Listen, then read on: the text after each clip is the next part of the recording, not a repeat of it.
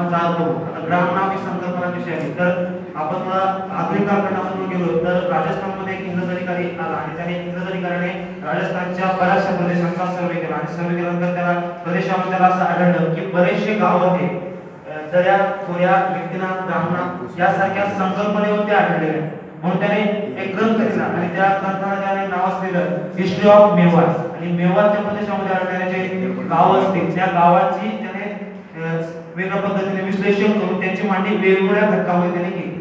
प्रस्तुत संशोधन पेपरमध्ये मी पाचोरा तालुक्यामधील असलेल्या ग्राम नावाचा अर्थबोध हा मांडलेला. पाचोरा तालुक्यामध्ये जवळजवळ 127 प्रकारची गावे आहेत आणि 127 प्रकारच्या गावांचा समावेश मी 8 घटकांमध्ये केलेला आहे. त्यामध्ये आता ही संकल्पना कशी आहे तर पाचोराचा आपण इतिहास बघितला तर पाचोरा जळगावमधला तालुका असून 15 तालुके पाचोरा जळगाव जिल्ह्यामध्ये त्यापैकी 3 क्रमांकाचा तालुका हा पाचोराचा आहे.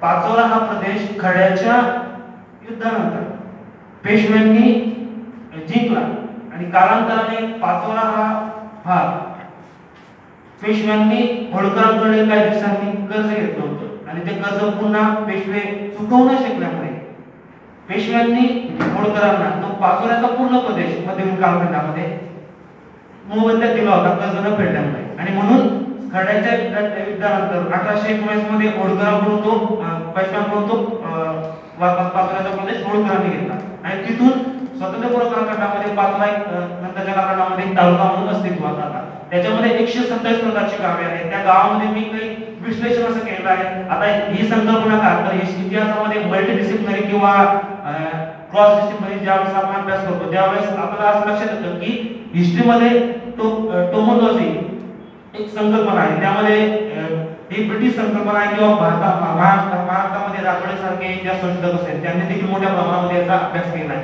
या टोमोलॉजीमध्ये असं त्यांनी 25 घटक असले की त्या 25 घटकामध्ये प्रत्येक गावाचं उदाहरण आहे. जसं फॉर एक्झाम्पल आपण बघितलं तर शिरूर हा गावाचं नाव आपण बघितलं तर शिरूर ही संकल्पना कशी आली तर आजही आपण वेगळ्या पद्धतीने मांडतो किंवा इतिहासामध्ये वर्णन किंवा एखाद्या ताम्रपटामध्ये उल्लेख केला असेल किंवा एखाद्या शिलालेखामध्ये उल्लेख केला असेल पण शिरूर आपण अर्थबोधातून घेतला तर शी आणि रू शी म्हणजे लक्ष्मी रू म्हणजे वाट जिथे लक्ष्मीची वाट आहे असं ते म्हणून मी पाचोरा तालुक्यामधल्या 127 गावांचं वर्णन हे 8 घटकामध्ये केलं. त्यामध्ये पहिलं घटक असं आहे की पुनरुक्त पदातील गावांची नावे. उदाहरणार्थ पुनरुक्त पद कसं ते पुन्हा पुन्हा आलेलं. उदाहरणार्थ पाचोरामध्ये खुर्द आणि बुद्रुक अशी 2 गाव आहेत किंवा राजुरी असेल वरखेडी असेल वेरूळ असेल बाळद असेल आणि ते नाव कसं आलं उदाहरणार्थ मांडायला वेळ नाही फक्त मी काही ओझरतो घेतोय. नेक्स्ट आता याच्यामध्ये जवळजवळ पुनरुक्त पदामध्ये 23 गावे अशी की ती खुर्द आणि बुद्रुक अशा संकल्पनेमध्ये आहे आणि त्यांचा अपभ्रंश कसा झाला. उदाहरणार्थ वरखेडी असेल एक गाव असेल तर वरखेडी वर म्हणजे उंच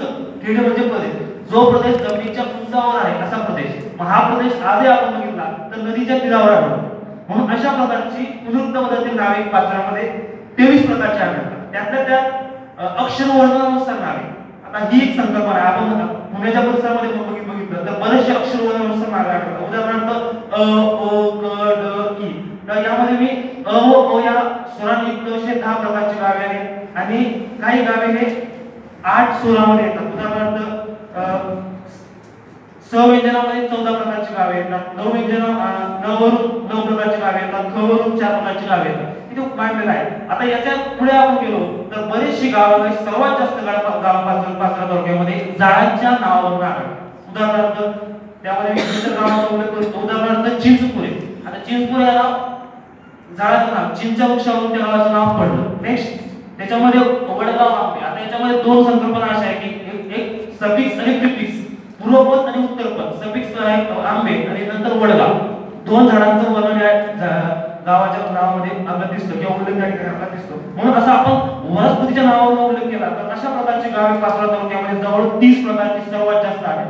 आता त्याच्या पुढे आपण गेलं तर मनुष्य व्यक्ती देव देवता यांच्या नावावरून बरीचशी गावे आपल्याला त्या ठिकाणी आढळतात. उदाहरणार्थ इतिहासाच्या रवींद्र राजवाडे यांनी आपल्या खंडामध्ये 8 खंडामध्ये असं उल्लेख केला आहे की महाराष्ट्रामधील आद्य व सप्ताह हे आर्य येणाऱ्या ज्यावेळेस प्रश्न उपस्थित होतो त्यावेळेस एक त्यांनी संकल्पना अशी मांडली की आर्यांची वस्ती महाराष्ट्रात होण्यापूर्वी महाराष्ट्रात पशुतुल्य रानटी अर्धवट आणि अल्प प्रमाणात सुधारलेल्या माणसांची वस्ती असेल म्हणजेच काय तर त्या गावांना नाव त्या त्या प्रदेशाच्या भौगोलिक रचनेवरनं वनस्पतीवरनं देवदेवतावरनं किती लिहिते आणि ते त्यामध्ये आता उदाहरणार्थ डांबुर्णे नावाचे गाव त्या पाचोरा तालुक्यामध्ये आता डांबुर्णे कसं आलं तर डांबरवर्ण नावाची वनस्पती या वनस्पतीवरून त्या गावाचं नाव पडलं. आता उदाहरणार्थ पाचोरे तर पाचोरे नेमकं काय बरेचसे आमच्या गावामध्ये विचारलं पाचोरे नेमकं काय तर याचा जेव्हा आम्ही इतिहासाच्या दृष्टिकोनातून उलगडा केला तर पाचोरे म्हणजे काय तर पाचोरे हे पंच आहे पंचकुळे आणि म्हणजेच पंचकुळे म्हणजेच काय तर रणक्षेत्र युद्धक्षेत्र म्हणजे हिस्टॉरिकल अँगलने आपण बघितलं तर पाचोरा हे पेशव्यांच्या अधिपत्याखाली होता होळकरांच्या अधिपत्याखाली होता आणि त्याच पाचोराच्या परिसरामध्ये आपण बघितलं तर लोहारा लोहारी यासारखे गाव आता लोहारा म्हणजे काय तर पाचोरा गावाच्या अधिपत्याखाली असणारा एक प्रदेश आधीच ते गेलं तर लोहारा नाव वापरलं तर लोखंडाचं उत्पादन मोठ्या प्रमाणात त्या ठिकाणी होतं आणि लोखंडापासून बनवलेले अडकित्ते बनवण्यासाठी ते गाव आजही प्रसिद्ध आहे.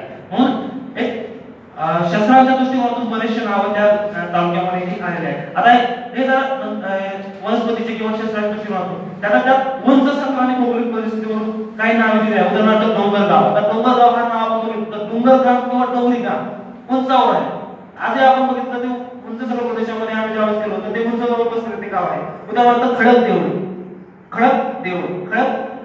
देवळे देव म्हणून देवळाचं प्रमाण किंवा देवाचे मंदिराचं प्रमाण आजही देवामध्ये दिसतं. हा भौगोलिक दृष्टिकोनातून उल्लेख आपण बघितला पण ज्यावेळेस आपण त्याचा अपभ्रंश केला किंवा नाम बघितलं त्यावर घटक देवळे किंवा जेथे सैन्यांचा तळ आहे असा घटक त्या ठिकाणी दिसून येतो. आता याच्यानंतर काही प्राणीदर्शक नावे पण त्या गावामध्ये आहे. त्याच्यामध्ये एक कुरंगी नावाचं गाव आहे. कुरंगी म्हणजे काय तर कुरुंग म्हणजे हरण आणि हरणीवरनं कुरुंगी संस्कृत शब्द कुरुंग त्यावरून तो कुरंगी हे नाव पडलं. त्यानंतर मसास नावाचं एक गाव आहे. मसास म्हणजे काय तर ज्या ठिकाणी म या शब्दाचा अपभ्रंश म्हणून म्हैस किंवा वाळूपारांचं मोठ्या प्रमाणात उद्योग त्या ठिकाणी केला जातो. आता एकंदरीत बघितलं तर मी अशा प्रकारचं एक पीपीटी आणली होती पण मीडियावर मी ते सादर करू शकत नाही. तर अशा प्रकारे गावाचं नाव आणि त्या गावामध्ये असलेली संख्या किती आता उदाहरणार्थ अ आले तर अ 6 आलेले आहे. चौ किती आहे तर चौ 4 आहे. नऊ किती आहे तर नऊ प्रकारचे ते आहे. व किती गाव आहे तर व वरनं सर्वात जास्त गाव आहे ते वनस्पती दर्शक आहे ते आहे 21 प्रकारचे गाव. आता याचा संबंध पेपरचा मी उलगडा केला किंवा शेवटी निष्कर्ष काढला तर मला एक निष्कर्ष असा दिसतो की पाचोरा तालुक्यामध्ये गाव खेडे पुरा वाडी खुर्द आणि बुद्रुक अशा प्रकारचे प्रत्यय असलेले दोन नावे आढळतात आणि बुद्रुक आणि बुद्रुक ज्याला बुद्रुक छोटं गाव बुद्रुक मोठं गाव मध्यम गाव खंडा म्हणतात असे 24 प्रकारचे गाव त्या ठिकाणी आढळतात आणि 11 गावांना खेड खेडे पुरा अशी उपपद दिलेले आहे आणि कसबा आणि पेठ असं एकही गाव त्या तालुक्यामध्ये आढळत नाही. एकंदरीत असा विचार केला तर झाडावरून वेलीवरून गावांच्या संख्येवरून तालुक्यामध्ये 127 प्रकारची गावे आहेत. त्यात 20 गावे मूळ अक्षरांनी 2 गावे स्वरांनी निर्मित आहेत. तालुक्यातील सर्वात जास्त ग्रामनामाचा प्रारंभ हा व अक्षरावरून होतो आणि त्यांची संख्या 21 आहे आणि ओ अक्षरावरून एकच गाव आहे ते आंबेवडगा आणि याचा एक टॉपिकल दृष्टिकोनातून आपण विचार केला तर स्थानिक इतिहासाला भर घालेल असा हा घटक आहे. काय प्रश्न असतील तर विचारू शकता.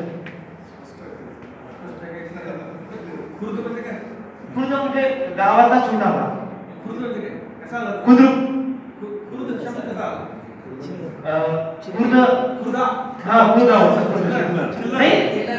चिल्लर वेगळा आणि आमच्या परिसरामध्ये खुर्द छोटं गाव म्हणलं जातं. Thank you sir thank you. हो बघायला आणि त्याची संख्या जास्त आहे सर. Thank you sir thank you.